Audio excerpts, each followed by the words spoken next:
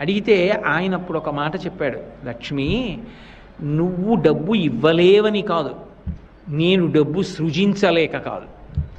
నేను శ్రియప్పతిని, నువ్వు నా భార్యవి. ధనము లేక కాదు అప్పు చేసింది, అది మిష.